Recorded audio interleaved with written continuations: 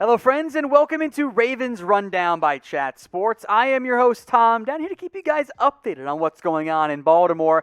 Today, we're taking a look at a free agent who has worked out for the Ravens this past week, tight end Charles Clay. Once viewed as one of the better-ish tight ends in the NFL, Clay did not play last season, but now he's looking to make his way back into the NFL. He worked out for Baltimore this past week, which feels notable given that the Ravens are familiar with Clay at his best. He played in Buffalo under current Ravens offensive coordinator Greg Roman. Of course, Baltimore loves to use multiple tight ends. At the same time, I don't think the Clay that Roman got to use in Buffalo is the same Clay he would get if he were to sign in 2021.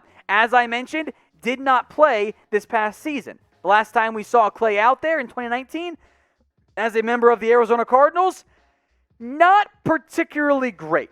Just targeted 24 times, that was it.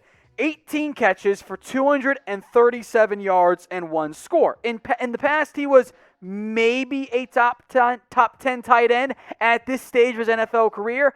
I think you're getting maybe a potential number 2 or more likely a veteran number 3.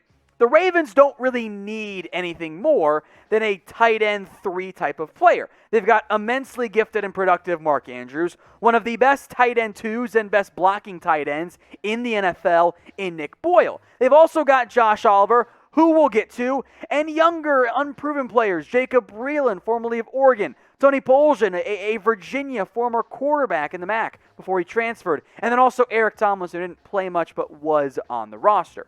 So do you guys want to sign Charles Clay? Get your votes in for me right now in the comments section. Type in Y for yes you do, or type in N for no you don't.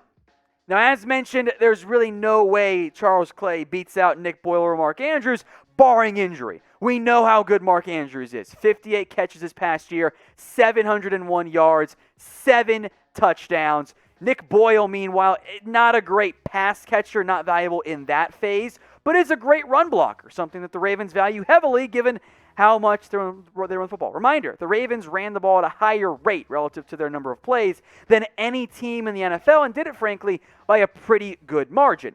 And there's also one very intriguing young player at least worth watching for. That is Josh Oliver, the former top 70 pick who the Ravens acquired in a deal with the Jags for a conditional future 7th-round pick. They got him for free. Now, injuries have been a major problem, but if Oliver comes along and makes the roster, I don't really see the role for Charles Clay. Now, if Oliver struggles, he's not the guy. The other UDFAs, Breeland, other guys like Tomlinson and Poljan and Wolf, if those guys don't impress and the Ravens want a reliable veteran number 3, then maybe Charles Clay does start to make some sense.